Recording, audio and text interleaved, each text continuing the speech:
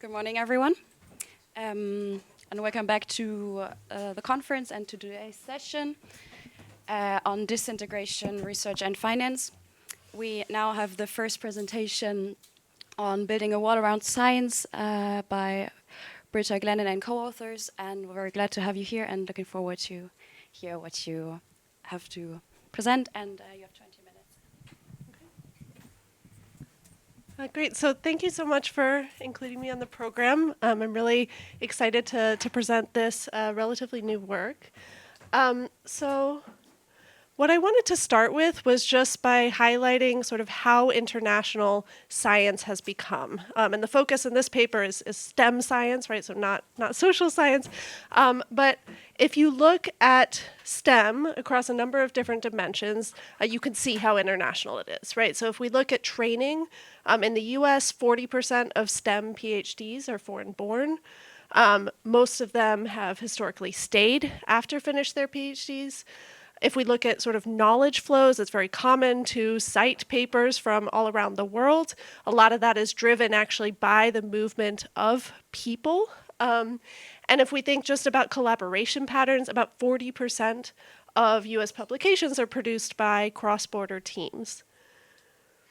Now, the US-China relationship within this has been particularly important, right? So a third of those foreign-born PhD students are from China, and 25% of all US STEM publications have at least one China-based co-author, right? So this has historically been an incredibly important relationship. Now, since around 2016, this relationship has started to become undone. So you sort of start to see the first real hints of this with the first Trump campaign, which focused a lot on anti-China rhetoric. So you have, common quotes that are referring to China as the enemy. So this was very common in his speeches. And then after he came into office, a series of policy events kind of really solidified this. So you have the US-China trade war, of course. You have the China Initiative, which was an initiative to investigate Chinese scientists under suspicion of IP theft for the Chinese government. A lot of these turned out to not actually be true, but it was quite an extensive campaign. And then actually there were some restrictions on visas for Chinese students also starting in 2018.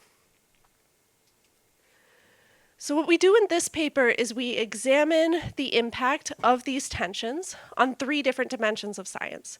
So first, trainee mobility. Second, international knowledge flows. And third, scientist productivity. Just to give an overview of the approach, empirically it's pretty simple. So we're just using diff and diffs. And so we're looking before and after 2016. What's a little bit different from a typical diff and diff is we don't have kind of a sharp treatment here. It's kind of a bundled treatment of events. And so we're always going to use event studies to look at sort of what's happening in the period after 2016 as the tensions sort of intensify. And we'll always have, a group targeted and a control group. This is going to vary depending on the dependent variable. We're using two different data sources. The first is ORCID data, right? So this is academic CV data. Many of us have ORCID IDs, right? You usually need them to publish, to referee. And they contain information about employment history, education history, and you don't have to kind of rely on when publications come out to observe this. We also have publication data from Dimensions, and so this is what we'll use to look at kind of teams and productivity. And then we have kind of these 6 different outcomes. So we have 2 mobility outcomes, enrollment in US PhD programs and retention, whether they stay. 2 on knowledge flows, 1 going from the US to China and in reverse. And then finally, productivity of scientists in China and productivity of scientists in the US. Okay. Limited time, so I don't have a lot of time to get into, all the relevant literature. But broadly, it builds on the literature on the impact of international conflict on science. Most of this is focused on armed conflict as opposed to sort of these much broader sort of tensions. And so we were really curious to see whether you would still see an impact when there isn't kind of this very formal cutting off of ties entirely, like in times of war. Okay, so let me walk through these kind of different components bit by bit. And of course, just in the interest of time, there's a lot of results to get through, but hopefully this will become pretty clear. Okay, so we're going to start with mobility, all right?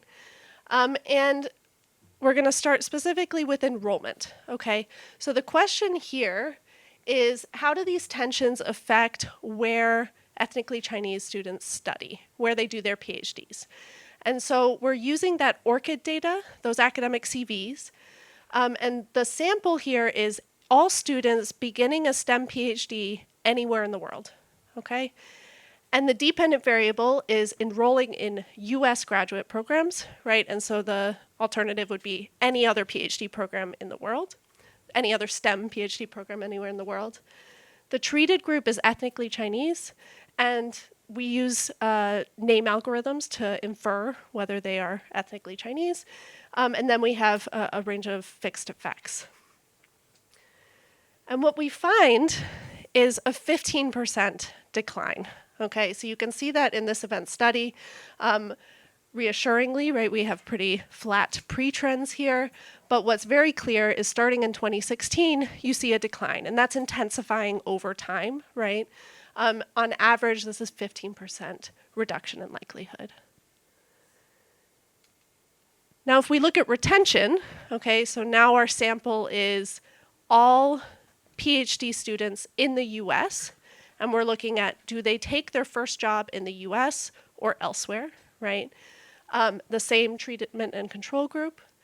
And what you see here is also a decline. It's smaller, right? And this is not surprising, usually fewer options for the post-PhD jobs as opposed to PhD programs. You might have more information. And so this is not super surprising, but we still see a decline, and actually it looks like it's declining over time too. Okay, so on mobility, right, we see a decline for both, bigger for the enrollment. What I don't have time to go into is, you might be interested in compositional effects. What we see is actually the effects are largest for sort of the highest quality, proxying for this using their undergraduate ranking, okay? So the top Chinese students are actually the ones who are the least likely to come to the US after this. And then you might also think, well, they're probably just staying in China. That's actually not what we find. We actually find that they're more likely to go to other Anglophone countries instead. So Canada, the UK, Australia, etc. Okay, so the next piece is knowledge diffusion. Okay, so one, we might expect this to decline if human capital is not moving around as much. And two, a lot of the tensions sort of were about trying to sort of decouple the two countries, right? And so the question here is actually less knowledge flowing from the US to China and vice versa. And the way that we're going to capture this is citations, so publication citations. And specifically, our data here is going to be publications. We're looking at US to China first, okay? Publications written by China-based research teams, okay? All of the authors have to be based in China in this. And for each paper, we're going to create two observations, all right? One, which is the share of citations to the US, and one which is the share of citations to the UK. And this allows us to actually include citing paper fixed effects, right? So this is going to control for like differences in field, differences in time, differences in just, how important a given paper is. And it also allows us to basically separate our effect from the general trend in Chinese researchers relying less on non-Chinese research, which is kind of one of the key concerns here, that you might just see citations going down overall as Chinese scientists rely more on their own research. And what we find here is evidence of actually a decline in knowledge flows from the US to China. Again, right, we don't see any clear pre-trends, and you see this, clear sort of increasing decline over time. Now, you might think that this is, behavioral, right, as opposed to actually changing knowledge flows. But what we find is that it's the strongest for recent papers and frontier papers, right? And so what that suggests is that actually there is actually less knowledge that is flowing. So they're not learning about the most recent papers. Okay, so what about the reverse, right? So here we're looking to see whether US scientists are citing Chinese papers less. So here, again, we're using that dimensions publication data written by US or UK research teams, all right? And we're going to, the dependent variable is the share of cites to Chinese publications, and treated as US pubs, control is UK pubs. So we're going back to more of a traditional diff and diff approach here. And the reason we're doing this is if we were to use the other approach, we'd have to find kind of a plausible counterfactual to China, which there isn't really one, right? And so this to us is sort of more sensible approach. Now what we find here is actually no change. Okay, so we actually find no effect whatsoever on US usage of Chinese science. All right, and so this is kind of the first evidence we see of asymmetric effects, right? That we're seeing a decline in knowledge flows from the US to China, but not the reverse. All right, and importantly, this is really showing up in those recent papers, right? Which we view as more support for this idea that it's actual knowledge flows. Now, I do want to just note, right, there's lags in publications. These are not economics, right? So it's very common to get publications in a few months as opposed to a decade, right? And so, but still, it's possible that we may just not be seeing this yet. So the final piece is productivity, okay? So we want to see how publishing changed by scientists in the US and in China. So if we start in China, what we really focused on here is, okay, we're seeing this big decline in knowledge flows, right? And so for those Chinese scientists who had previously relied a lot on US research, right, who are now getting cut off, do we see any change in their ability to kind of produce papers? And we actually don't see any effect. And we don't see any effect whether we look at just pure publication counts or if we look at impact factor weighted publication counts. And so this was pretty surprising to us. It's possible that there might be some other treated group that there is a productivity decline. We're focused on kind of the knowledge flow angle, but we don't see anything here. Now, if we look in the US, the treated group that we focus on here are ethnically Chinese scientists in the US, all right? And the reason that we're focusing on them is kind of the same reasons as we focus on ethnically Chinese for the mobility analysis, right? So the same types of forces that might be preventing Chinese students from wanting to come to the US might be the same types of forces that are causing Chinese scientists in the US to become less productive. And what we see here is, unlike on the China side, we again see this asymmetry. So in the US, ethnically Chinese scientists are experiencing a decline in the number of publications that they're producing. And that 8% is for count of publications. The 11% is for impact factor weighted. And so it's actually sort of the highest quality ones that are less likely to be produced here. We also look at just the hazard rate of stopping publishing altogether, and we see a 10% increase in that. So it's not just on the intensive margin that scientists are publishing less, it's also on the extensive margin that some are actually stopping publishing altogether. So with the remaining time, what I want to get into is something that's a little bit unsatisfying about all of this is we don't really know why, right?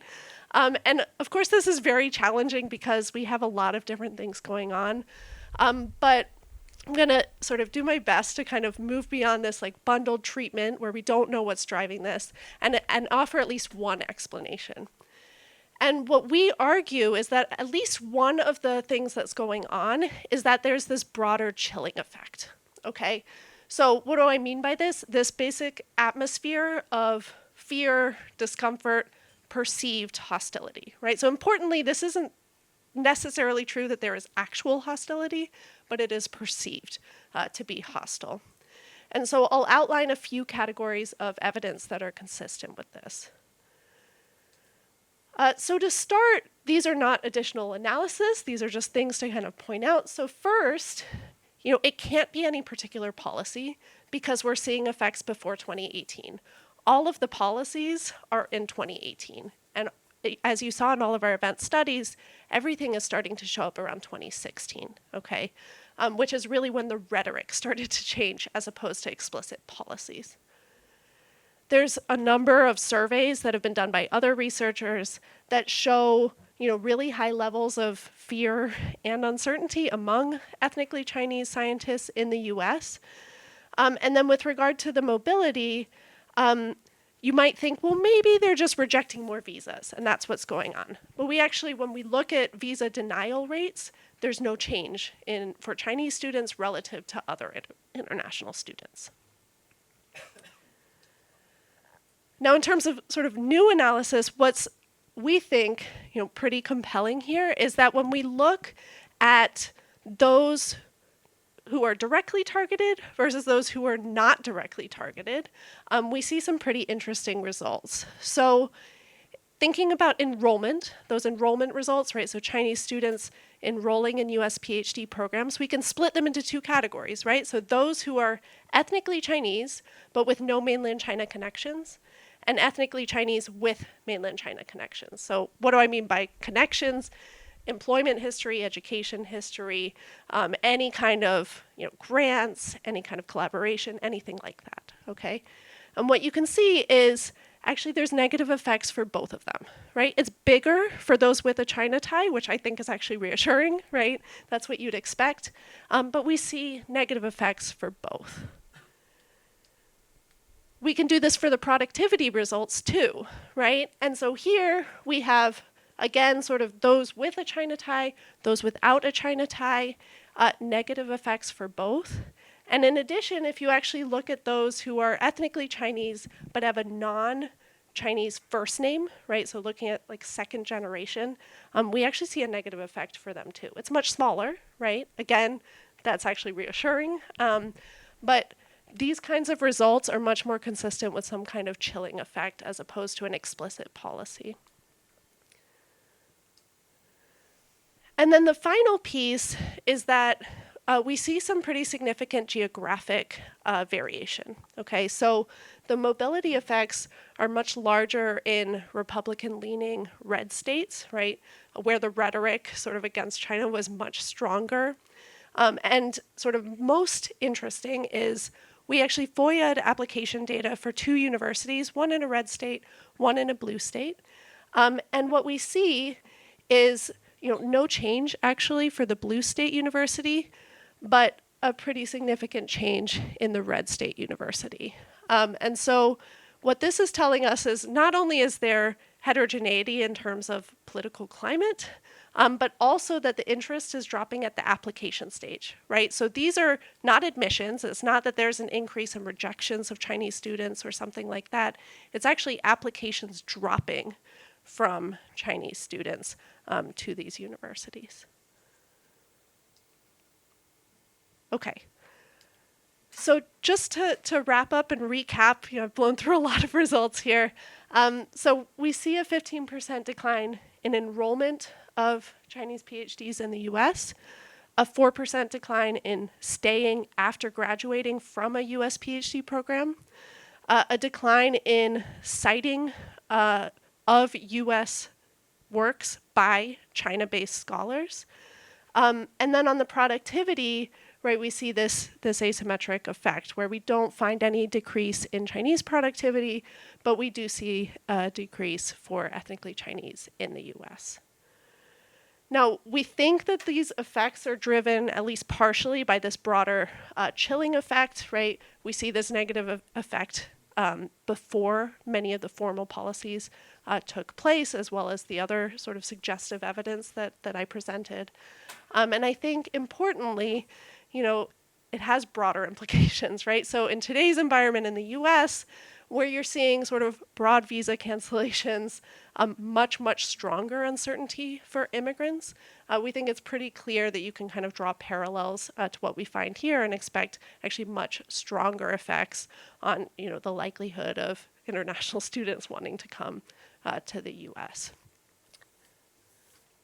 So I'll leave it there, and thank you so much.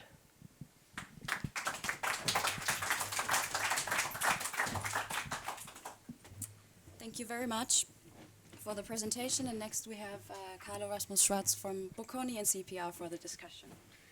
One second, I put up the slides.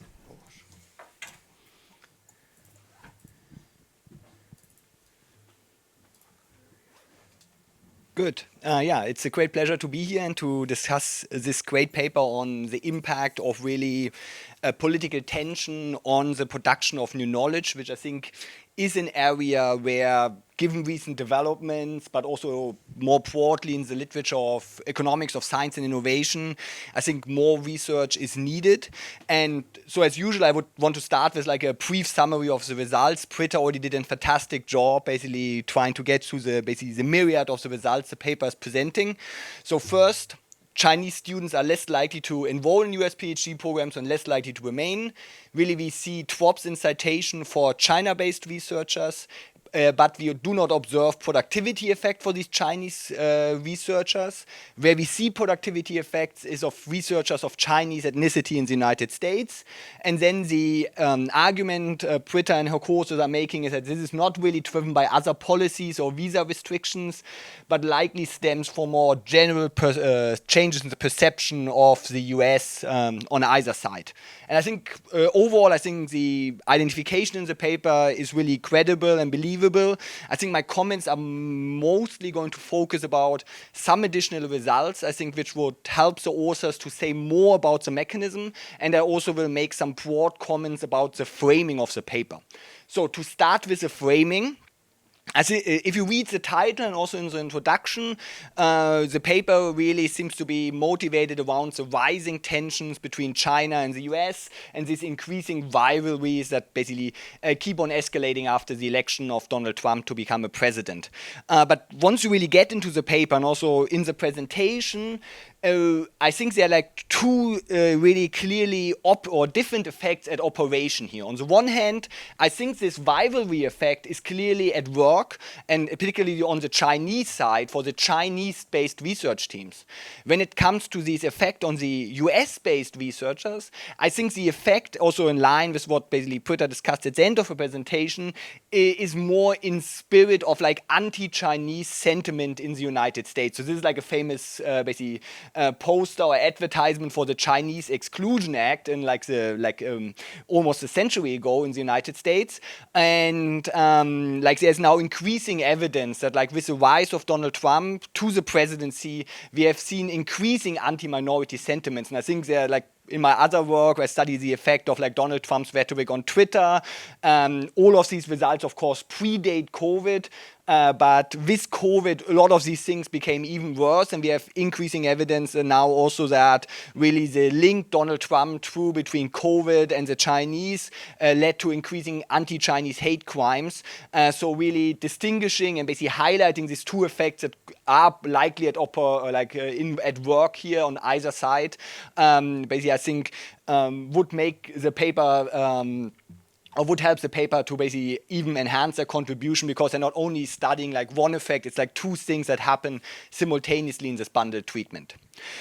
The second point I think the paper could do a bit more is when it comes to really studying or investigating whether the reduction in citations to US-based research US-based research by Chinese-based researchers stem from actual reductions in knowledge flows, or basically more from strategic omission of citations.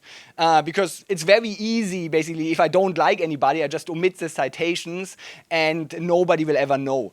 And so here, what you see on the right-hand side is a graph from our 2018 paper where we study a boycott of German scientists after and during World War I.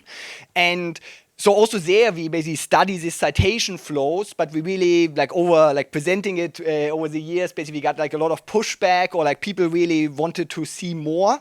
And what we did in the end is we really study similarity of research done by Germans to research done in the US and research done by other camps. And we can really produce this graph where we see that this is the year the boycott starts and the boycott then ends around here.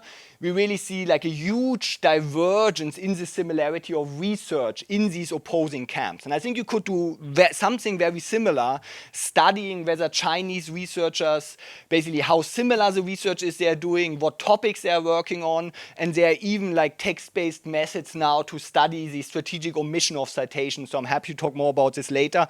I think you are in a far data-richer environment than we were, on the one hand, 8 years ago when we wrote the other paper, and also when it comes to the data that are available for this early period relative to these modern data that you have at your disposal.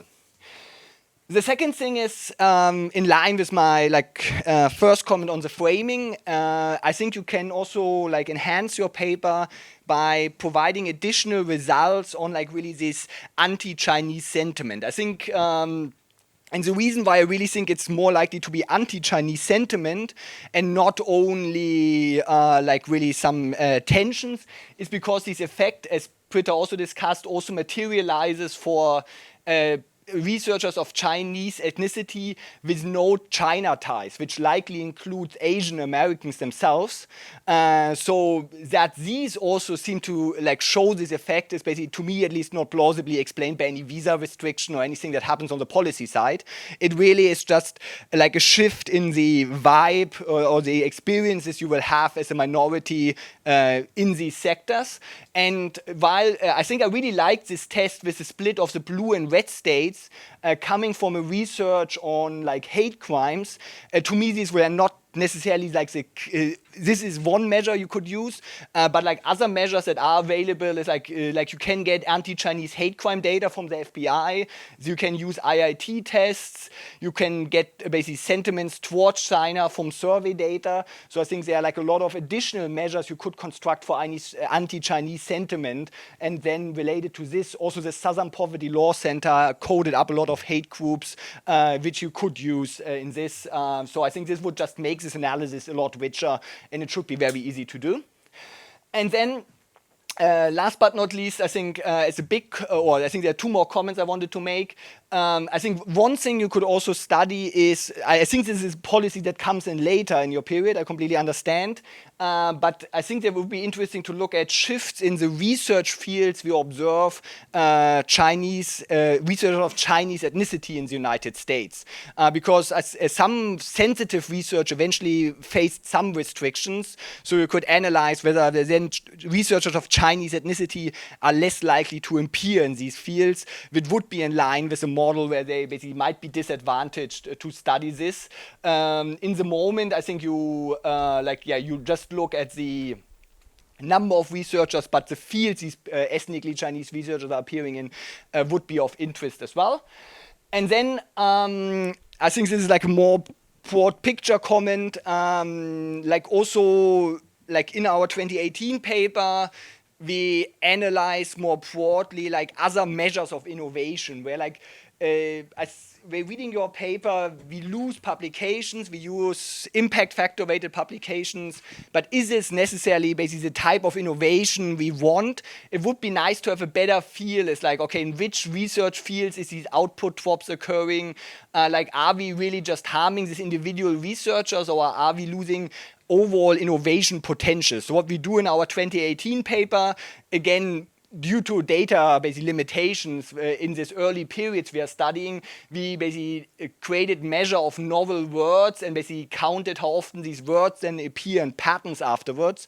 Just having these additional potentially text-based measures of innovation could further enrich the analysis. And given that in your case you almost certainly will have the abstracts, but you could even get the full text for a lot of these papers, you could create far richer measures than we were able to for these early 20th century data. And then I have a bunch of minor comments. Basically, these are take it or leave it. I just thought basically these were just some ideas that came to my mind. So I think like something you could discuss is like potential selection into the ORCID data. So if Chinese researchers feel that basically they're under threat, they might be less likely to have their CV information there. So like there could be ways basically this ORCID data face some selection challenges. I don't think it's a major threat to identification, but it's just something that probably would be worth discussing. I think in equation 1 you could include time-fixed effects. At the moment you just do pre-post. I think also measurement error and the ethnicity classification could be a bit more discussed. But I think when it comes to additional analyses, I think it would be nice. You could also see whether how the evolution of basically citations by Chinese-based research teams to US research differ based on whether these researchers are of Chinese ethnicity or have China connections or not. I think that's just an interesting margin of heterogeneity, and maybe also showing some raw data would be very interesting. But again, these are all minor comments, so take it or leave it. But great paper, and I hope these comments will be helpful to further improve it. Thanks a lot.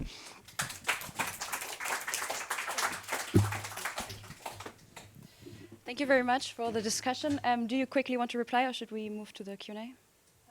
As you prefer. Okay, perfect. Then I give you the mic.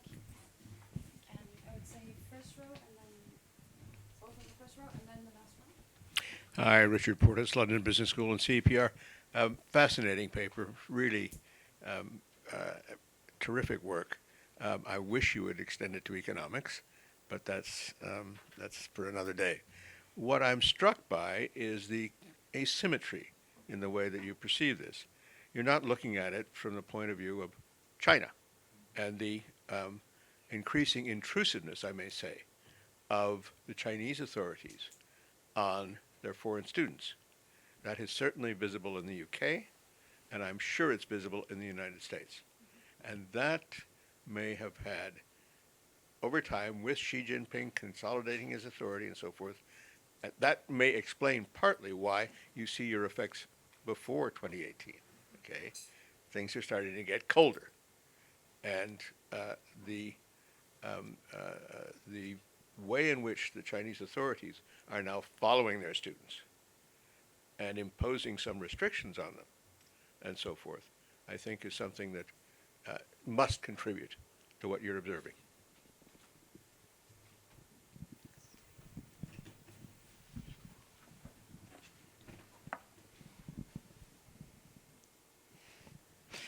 Yes, so very interesting. Elena, also London Business School and CEPR. So I have one clarification question and then another question. So the clarification question is, so this, so you have Chinese, ethnically Chinese, and this connection to mainland China. So could you explain a little bit more? So couldn't you have the Chinese applying directly from China to the PhD versus the Chinese who are already in the US? And can you distinguish between Hong Kong education and mainland China education? And also, obviously being in Europe, you said, there is a spillover to other Anglophone countries in the sense of the best Chinese students going to. What about other countries, so European countries? What about Japan? Can you see that in your data? So that's the clarification thing. The second thing is, so we've read, and I don't know, it's anecdotal evidence or whatever, but there has been these reports on, the spying of the Chinese students, let's say in Stanford labs and things like that, right? That we have read that. So apparently there's, when you are, where Chinese students granted the money to study in the US from particular institution, it's very likely that there's a counterpart to that. So I was wondering whether this is actually identified, the type of grants that may be more conducive to spying, and whether the distribution of these grants, you could have them across universities, how that intersects with your red states and blue states, and whether it's more like applied science, can you, versus mathematics. So can you also play on these distinctions, whether it was more likely to happen in kind of labs versus, hard science? I would be actually, in any case, interested to have a distinction which is more fundamental studies, mathematics, theoretical physics versus the applied stuff.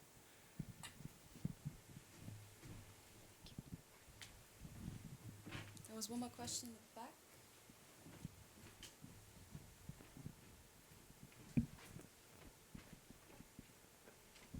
I have a very simple question. If you controlled for demographic decline in China, because the one-child politic, I mean, the effects are over the time exponential, so it might just also be at least attributing that the number of Chinese who are 20 to 30 are just are reducing, right? So it might not be a big effect, but it might, disturbing your what?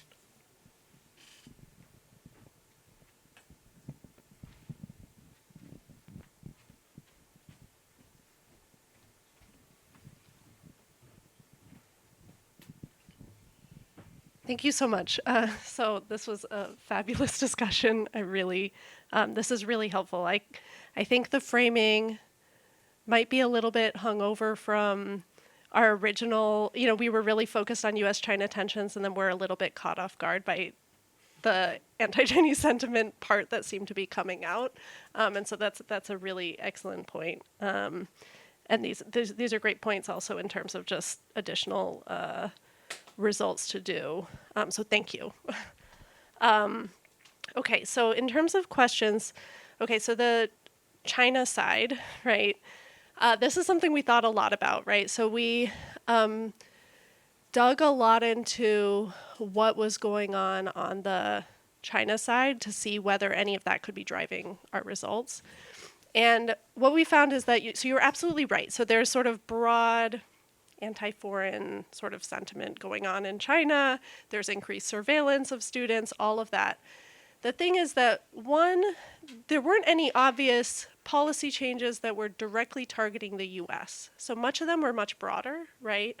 And so the fact that we see kind of a decline just for the US and not for like the UK, and actually seeing a sort of shift in terms of students going from the US to the UK, for example, that in part sort of suggests that's not at least driving the results. They're also not staying in China, right? So we found that supported this idea that actually it's not just coming from sort of changing Chinese policy. So we. Timing questions. I think the UK. Could you switch the microphone? Okay, all right. So maybe there's a lag there. Okay, so this is a fair point. We haven't seen anything on the China side that sort of seems like a U.S.-specific change that happened in 2016. And so there are things that happened that were U.S.-specific several years later. So 2021, 2022, you start to see a lot more that are U.S.-specific. Before that, it was much more general. Okay, so what do I mean by connection to China? So on the student side, there's sort of less in that, right? So it's mostly just, is there any prior education or employment in China? So you're absolutely right that if a Chinese student gets their undergraduate degree in the US, they're not going to show up as having a China tie. So they could be part of that group, right? During this time, on average, about 5% of US undergrads were international. So it's probably not driving all of it, but it could be a piece of it, absolutely. Hong Kong, we have played with sort of dropping them out altogether. We don't include them in the mainland China definition, so they would be sort of in this other group. Same for Taiwan, Macau, Singapore, right? And other countries or regions that have a large ethnically Chinese population. So in terms of EU and Japan versus Anglophone, so Anglophone's the strongest, but EU you see some as well. We don't really see it for Japan. That might just be a size thing, right? We might just not be enough, but we don't see any. Yeah. That I don't know if we actually did that intersection. So we just saw there was some increase going to EU, but I don't think we did equality by EU intersection. Yeah. The Confucius Institutes and the grants, yeah. So the China ties for the ethnically Chinese scientists in the US part of that is whether they received any grants. So we were very much interested in that particular question. We haven't done a lot of these interesting descriptives that you suggested, so we should look into that. But we are excluding those when we look at the without Chinese tie. So we're taking out grants, as well as, I mean, for the productivity side, we're really strict. So if you've ever cited Chinese research, if you've ever collaborated with a Chinese researcher, if you've ever lived or worked or studied in China, if you've ever gotten a grant from a Chinese institute or the government, et cetera. So it's pretty strict.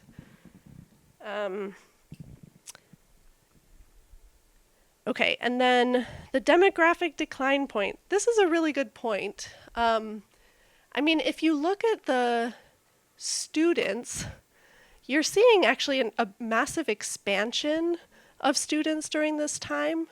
So I think the demographic decline, like, it's basically being counteracted by the fact that you have so many more universities appearing in China and so much emphasis on education there, right? And so I actually don't think that that's a concern for this period, but I suspect it might be down the road, right?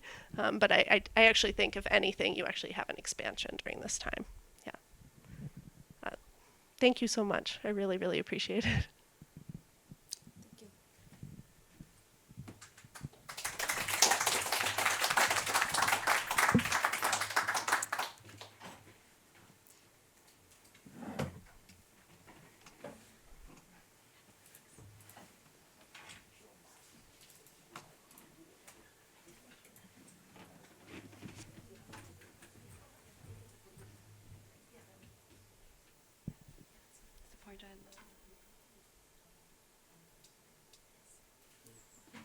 Let me check.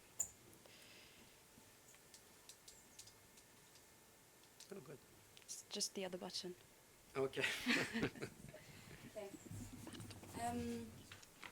So, thanks again to all the questions, the presentation and the discussion, of course. And next we have Arnaud Mehl from ECB and Bocconi on geopolitics and global interlinking of fast payment systems. So I'm actually not from Bocconi.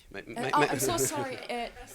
It's great to be from Bocconi. It's probably the it's better to discussion be from is, Bocconi. no, I'm sorry, ECB and CEPR. I didn't know it was not good Excuse enough, me. so sorry. Anyway, so I am from the ECB. Actually, all my co-authors are from the ECB. But there's one co-author who is right in the middle, is Isabelle Pansekista. And since we're from the ECB, the standard disclaimer applies big time.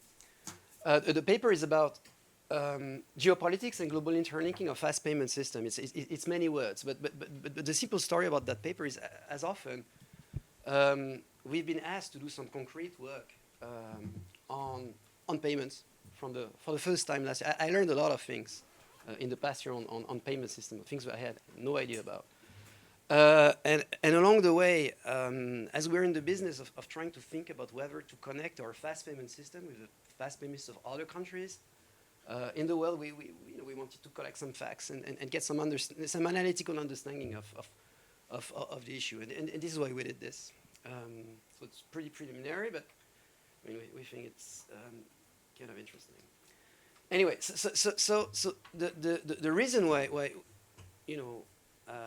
ECB and other central banks and we are working on as international economists a lot more on payments than we used to, is that global payments are attracting increasing attention in the media, in policy-making circles, I hope in research as well. And the reason for this, at least one trigger, but I come back to that, is there's a lot of geopolitical issues around it. So last year, I think this was an important moment. There was the BRICS summit, the BRICS group, which was hosted by Vladimir Putin. And one of the things that Putin did was to try to push for the creation of a clearing institution called BRICS Clear, which sits at the center of potential payment relations between the BRICS countries. This was seen as an attempt by Putin to dethrone the dollar. There was lots of coverage in the media. Donald Trump himself threatened BRICS countries to have 100% tariffs, which pales in comparison to the ones that he put on China, but 100% tariffs if they try to replace the dollar. So there was a lot of activity since last year around it, a lot of buzz around it. Before last year, so in 2022, we had the de-swifting of some Russian banks, and even before, there were some stories about Iran, North Korea, BNP Paribas, and so on and so forth. So there is a lot of increasing attention about trying to understand global payments in many circles. Now, if you step back, in fact, payments as a topic was really an undignified topic. Nobody cared about it. It's like the plumbing of the house. It works. As long as it works, it's fine. If it doesn't work, you send the plumber or the engineers to fix it. But it's not something of interest to international economists, to economists, to macroeconomists.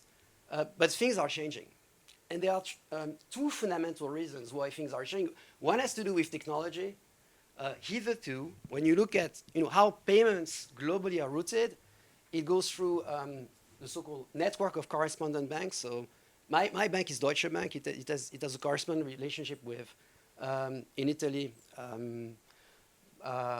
Unicredito. And I can send payments from Deutsche Bank to Unicredito and maybe to other countries to which Unicredito has customer relations in Kazakhstan to actually reach Canada. So that's how it works. That thing has been here for more than 100 years. There's a lot of work on trying to map that network of correspondent banks, which is being done now. But that's the legacy, the legacy network. You have emerging challenges that are coming in. You have non-banks. You have e-wallets. You have interesting new technologies like distributed ledger technology. You have stable coins in particular. Over the summer, we saw the passing of the Genius Act in the US. You have central banks like my central bank, which is working on central bank digital currency. There's a lot of new things which makes the topic more sexy. So that's one force. That's technological change. The other one is the one that I started with, is geopolitical change. Western countries have used the payment system as an instrument of statecraft, and in reaction to that, non-Western countries are trying to develop alternative infrastructures. And you have a flurry of initiatives from those other countries to reduce essentially dependence on Western-based infrastructure and Western currencies. I put a couple of examples here. So BRICS clear I talked about. The Chinese have now their own analog sort of to the SWIFT system, which is important. There is MBRIT in CDBC, in the CDBC space, and so on and so forth. So the question we try to look at in the paper is that geopolitics shaped global payments. So we did that because not only we didn't find much on the international economics of payments in the literature, but we found nothing on geopolitics. That's why we tried to shed a bit of light on that question. Whoops. Right. So why does it matter from an economic perspective, from a big picture perspective? There are essentially three reasons.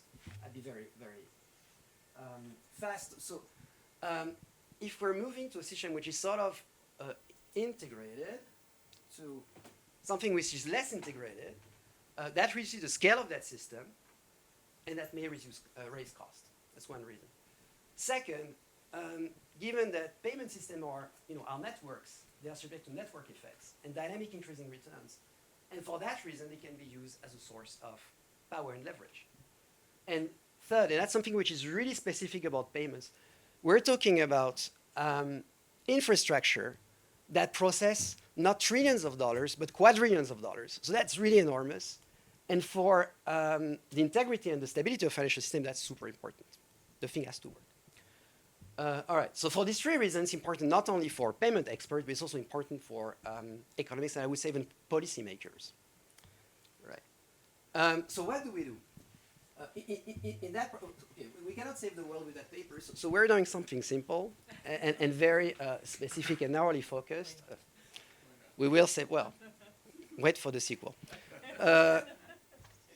So we're going to compile. So we have compiled, in fact, a new data on fast payment system interlinking. So one thing I have to say, I can't go through all of it, but data on payments is notoriously difficult to get. It's very tough. So we try to do an enormous effort to put some light and put some data on one slice, a narrow slice of payment system, which are fast payment system. I'll be specific about what that means, where we have annual data from 2016 to 2024. In dyadic format, with lots of connections, and something which excites the payment expert, something to say on technical features.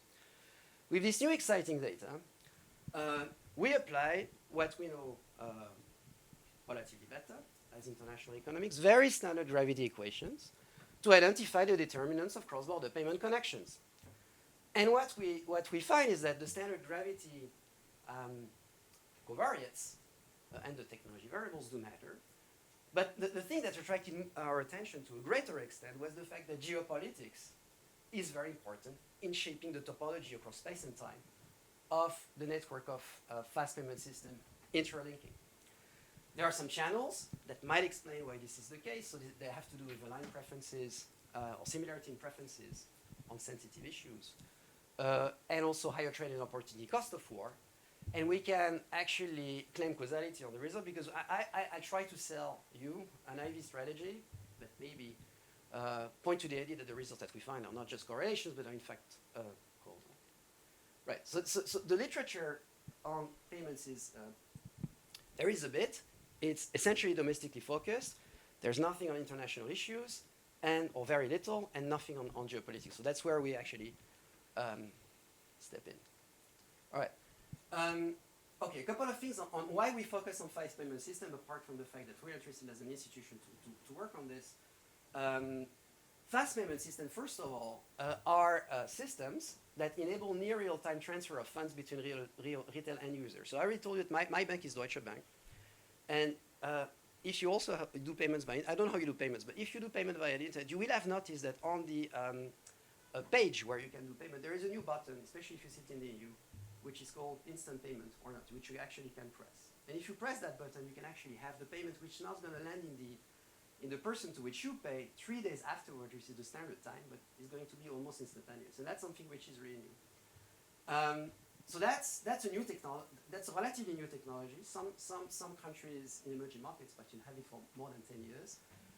It's new in Europe since 2018, and more countries are actually jumping in the bandwagon. So this is interesting because it's actually new, so it's recent and booming. It's interesting to actually get some data on this because you actually can say something about payments. A lot of economists look at SWIFT data. But I've learned from payment sector that you shouldn't be looking at SWIFT data because they are not necessarily comparable across space and time. For the very reason that when you actually add up the messages that you get from SWIFT, SWIFT being in fact a messaging system and not a payment system, those messages vary in terms of standards. So you can, you're going to add apples and oranges, which you shouldn't be doing, and which prevent, in fact, comparison across space and time. In fact, in our annual report on the International World Deal, we don't even look at Swiss data anymore. Anyway, it's important because it's a priority by the G20, and there is a lot of push by the G20 to push interlinking of fast payment system to actually enhance and reduce the cost of payments. Sorry, could you speak into the microphone? Oh, sorry. Sometimes you just right. Okay, if you can't hear me, I usually speak loud. Just for the recording. Oh, sorry, forget. Sorry. All right. All right. So how do you do it in practice? All right. Very quickly. Actually, I have to go here. You can do it either bilaterally or multilaterally. Bilaterally is very simple. Say you have a bank here, you have another bank here. You have a payment system in country A. No, it's country B, another payment system in country A. And you have actually a bank which sits in country B, but you put a link between that bank and the payment system of the other country, and both, you could actually link everything together. You could actually also connect the two payment systems with a link. A link being, let's say, an API, business practice, business hour, opening hours, a standard format of messages that allows systems to communicate with each other. That's what I mean by a link. It's not a rope. It's actually, it's a set of desired features that allow systems to communicate with each other. Or you can also do it multilaterally, either by having a common platform or having a platform that communicates with other payment systems, just right here. But this is a very standard typology. It's done by payment experts in Basel. There are many ways to do it, and central bank, in fact, look at all models. All right. Okay, so these are the data. I don't have time to tell you how we, how costly it was to compile those data, but trust me, it was very costly. So this is the how they look like. And the interesting is that in 2020, fast payment connections, or cross-border ones, looked like this. A lot was in Europe. The ECB was a pioneer on this. Also Africa, which is very advanced in payment methods. And now it looks like this. So there was a really an important push towards interconnecting payment system worldwide. And the question we try to look at is, what explains the structure? What are the key forces that explain the structure of those networks? All right. And how do we do it? We do it very, very simply. The most simple thing you can think of. So we draw from the literature on international trade. I should say international trade agreements. Whether you decide to sign a trade agreement with a partner or not, there is a long tradition.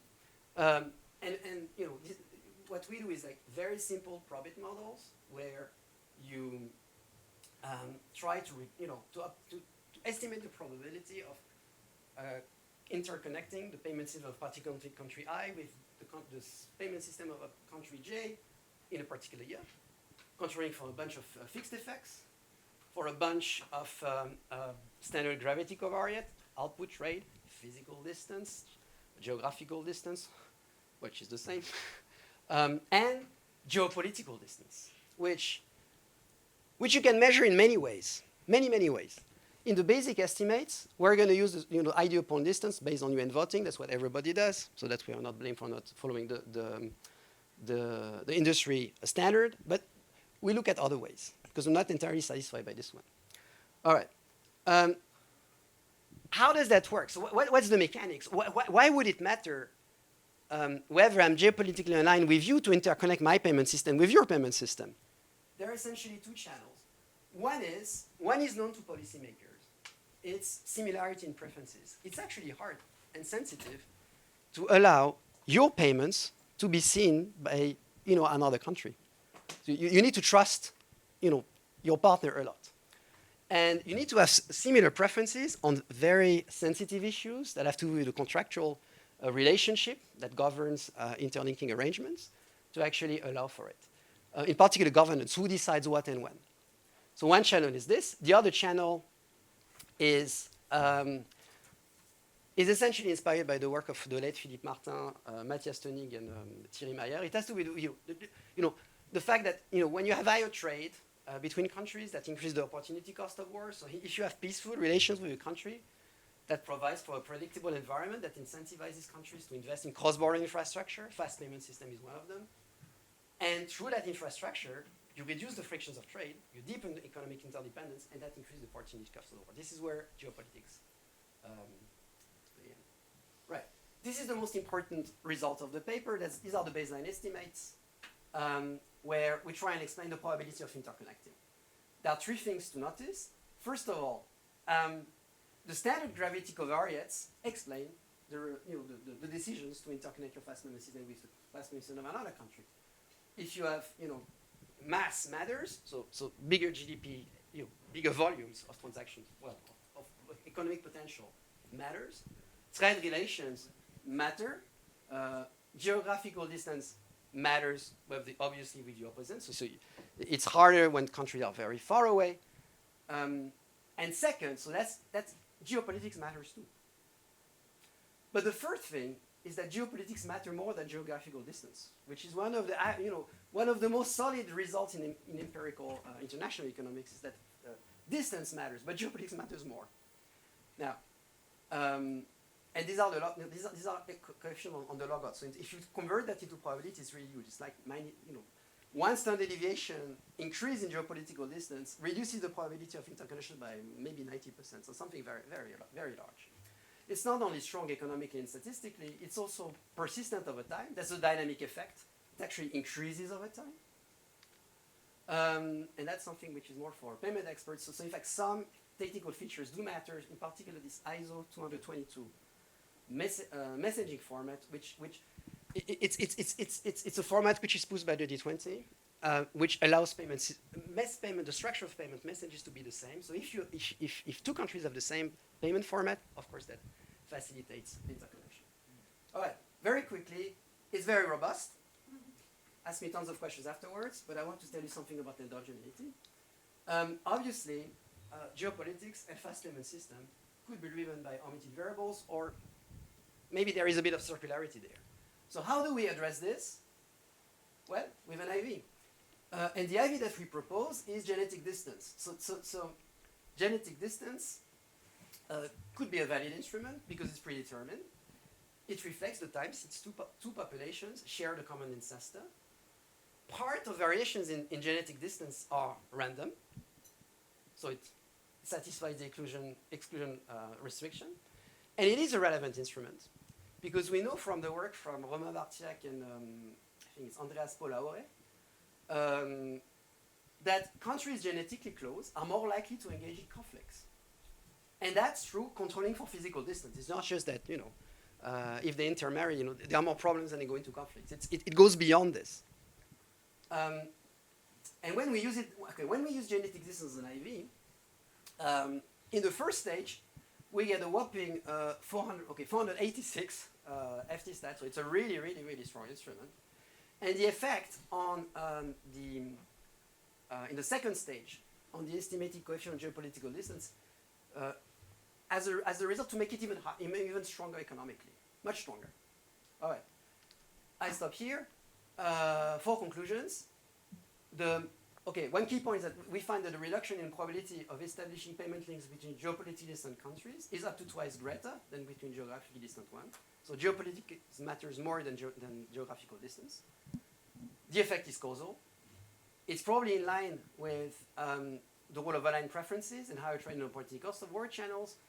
And given that there is these geopolitical frictions, it's important to maintain multilateral cooperation around this, in particular in the context of G20, to overcome that friction and interlink to reduce the cost of cross-border payments. And with this, I stop. Thank you.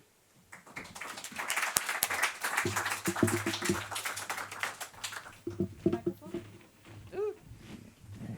Or like this, yeah. Thank you.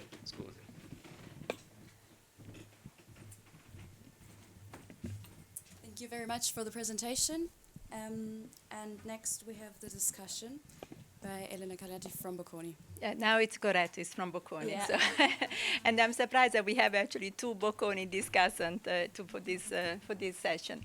So good morning to everyone. I have to say I feel the only finance or real finance person in the conference. It has been a pleasure to listen to these 2 days of papers. Let me say, although I do finance, I'm not directly expert on payment system, although for another reason I've been following payment system quite a bit in the last years, in particular those concerning Russia, because for another job that I am involved with. So I was very much intrigued when Christophe asked me to discuss this paper. So I think Arnaud explained very well what this paper is about, but let me just make a very short summary. So the paper asks fundamentally what determines the creation of interlinking of payment system, and the focus is on a particular type of cross-border payments, which is the fast payment system. They have a new data set, 531 links across 84 countries, and as you've heard, they consider 3 factors: economical, technical, geopolitical, and the way they estimate this is with the logit model based on standard gravity model covariates, and what is really important is this vector x, which include the 3 factors that are measured with output, trade, geographical, and geopolitical distance in the baseline, and then other dimensions such as legal system, common technical standard, and so on in the robustness. And what's very important is how they measure geopolitical distance, and this was explained. They do it in different ways depending on the baseline and in the robustness. But in the baseline, they look at voting patterns in the US General Assembly, as is done also in other parts of the literature. And instead, in the robustness, they look at other measures, for example, the military alliances. So what is the main finding? I think is table 1 and then table 2 with the series of controls. But in table 1, what they show is that, yes, economical and technical factors matter, in particular this GDP and trade, and geographical distance matter. But what really stands out is the size of the coefficient for the geopolitical distance. So that's the extent to which they say, wow, this geopolitical distance really dominates the other factors that may explain why 2 countries form a link in the fast payment system. And this is not just a correlation, as Arnaud explained to us, but is causality, and the way they they try to establish the causality is by using NIV, the genetical distance, with the idea that the closer you are genetically, the more geopolitical distant you are in a way, because you are more close to conflict, which we can debate whether we like this or not if I think of genetic distance now and geopolitical consideration. But that is what the literature does, and this is what they do. And the results are confirmed also for bilateral and multilateral links. Now, what are my comments? So first of all, let me say, I thought, as I said, I was very intrigued when I saw the abstract and the topic of the paper. Linking payment infrastructure with politics is increasingly important. Let's think of the Russian situation in the last years, how important this has been. There is a huge data collection behind. I think it's difficult to grasp in a 20 minutes presentation, but the data collection is very important. There is a clean empirical design. And as I said, I think linking payment with geopolitics is really important. This is one of the first attempts and is very promising. So what I want to focus my comment on are, if I have time, are basically three topics.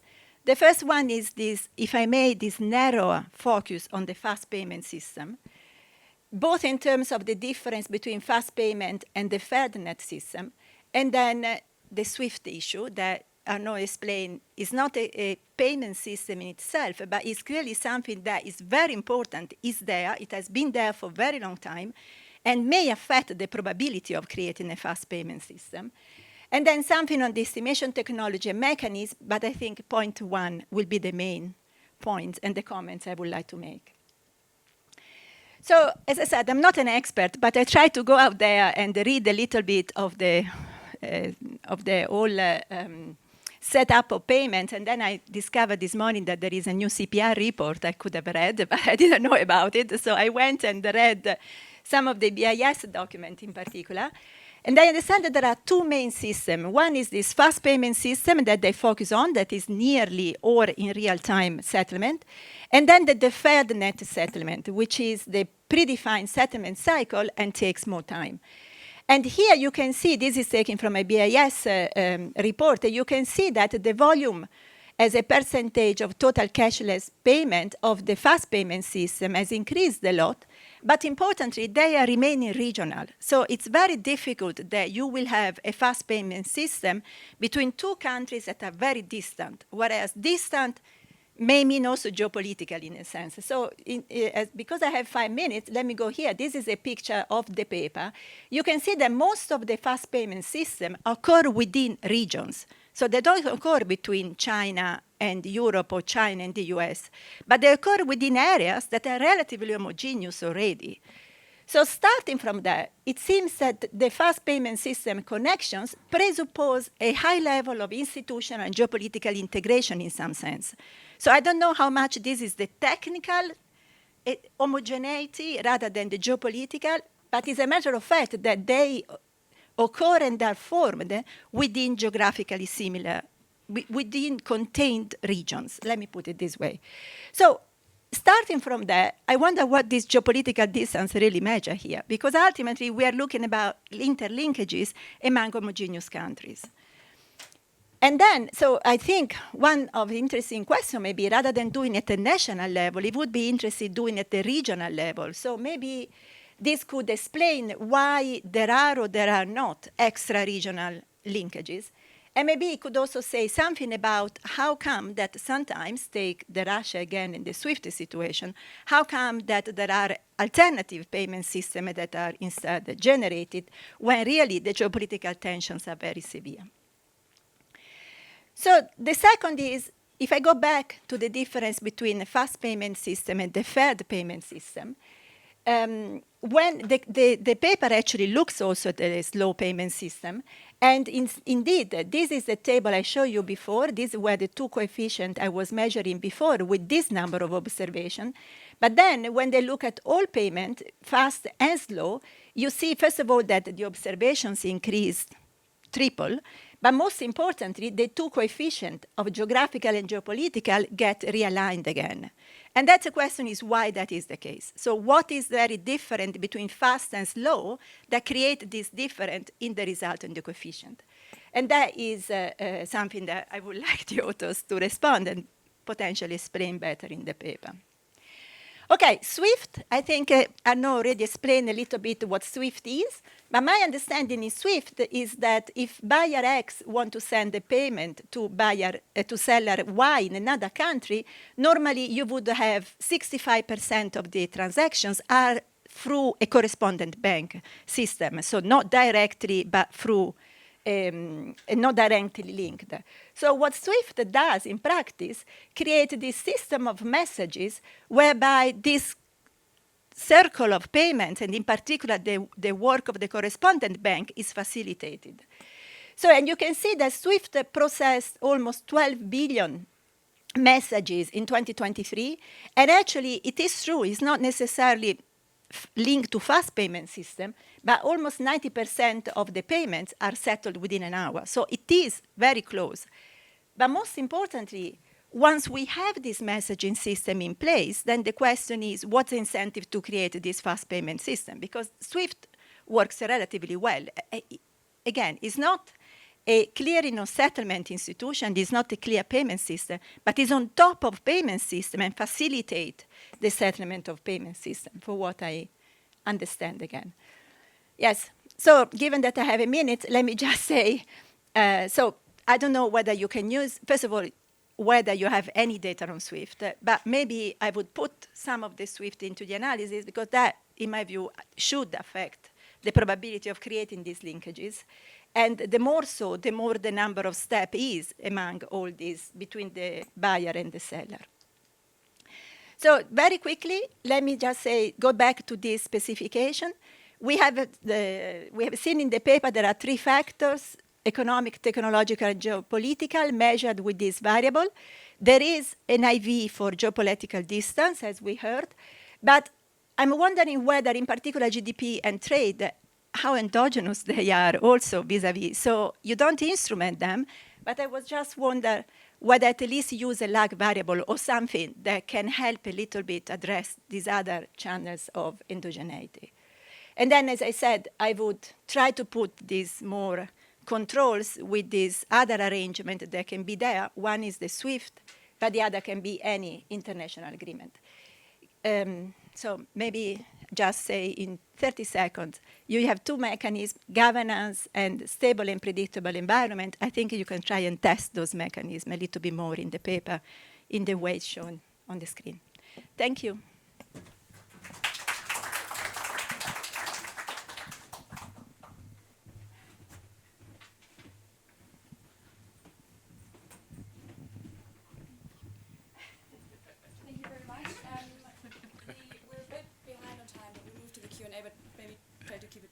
Okay, try to keep short. But one I can't keep short, well, I can keep it short, but I have to refer to historical stuff. Tommaso Padoa-Schioppa was very interested in payment systems, and of course organized the creation of the, when the euro came in, the creation of the linkage system that operated without a flaw, amazingly. Okay, and second, there's a paper by Alberto Giovannini several years later that I happened to be the discussant of, and I didn't know anything about this stuff, so I had to learn a lot. But a paper by Alberto precisely on the plumbing, okay? And we used the metaphor of plumbing at that time. And I think it's about 2007, something like that. So it's worth looking at. The question is, what happens with these instant payments? What happens with AML and KYC? Yeah.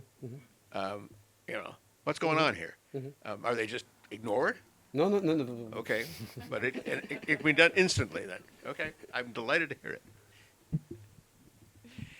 So super interesting, Arnaud.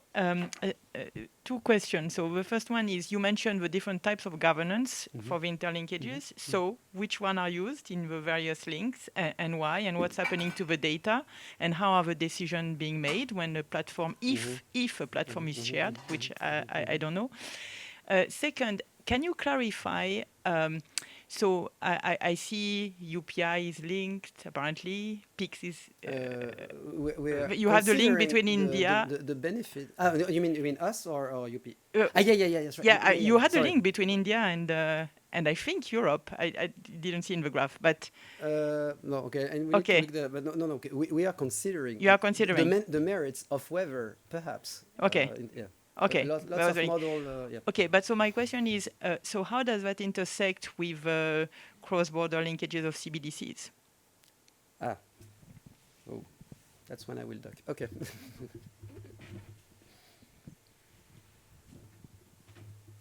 I think there were some more questions. No? No? Okay, then. Yeah, I mean Richard. No, so it's true. I mean, I remember that even Tommaso was my first boss, and I still have full of admiration. He's unrivaled. Let me say that to the he's unrivaled.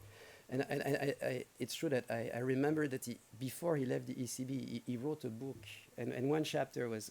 You're right. So we should definitely pay tribute to this. Sorry for that. AML KYC. No, that's actually one of the key things. That's one of the key things. On the discussion on stable coins, the big question is what happens to AML and KYC? God knows. So the one of the key conditions to interlink potentially our fast payment system with the fast payments of other countries is actually that the level of integrity of transactions as encapsulated in AML and KYC checks has to be the highest possible. So it's not only for it's a precondition. So, and actually that could answer also in many ways. So the question of the point of Ella. So it's true. This is the thing that struck us how regional that is. So and that has to do with this friction, which you need to trust your partner. Governance is one manifestation of that. Having the same understanding of standards in terms of KYC and AML is also part of that. All these are symptoms of the level of the underlying level of trust that you can have. And of course, it's oftentimes it's easier or it's more immediate to have this level of trust with countries which are in your own neighborhoods or with you already have institutional links. But that again boils down to the question of geopolitics. Like this is geopolitics in full play, if I may. Anyway, what happens to CBDC? Yeah, well, so the digital euro has a domestic focus, and so with some international elements, but at the moment the key aspect of the strategy is the interlinkings of fast payment system on the retail side. For the other things, we will see. The governance. So there is a full report of the G20 on governance. Where you have 100 pages of this, which go through all the facets of governance. So one concrete thing, for instance, the governance is not standardized at the level of interlinking arrangement. It's arrangement per arrangement. You essentially, you write up a contract, and as part of that contract, you decide on decision-making rules. Who votes? Where is where are the server hosted? Where are the headquarters? Who can actually join the system or not? Who can join in the future or not? Is there a rotating mechanism in all these? So these are really, really hard. No, because you would need to have access to the contracts, which are not in the public domain. Okay. 10 seconds. Great points by Elena. You are first a careful reader, so I'm very grateful that you spend the time to read the paper. I mean, we will work on the comments because this is constant work in progress, and you help us a lot. The mechanism aspects is something on which we would love to have more thoughts, because that's where we're stuck essentially. Thank you. Thanks again to everyone. We're now moving to the coffee break and continue at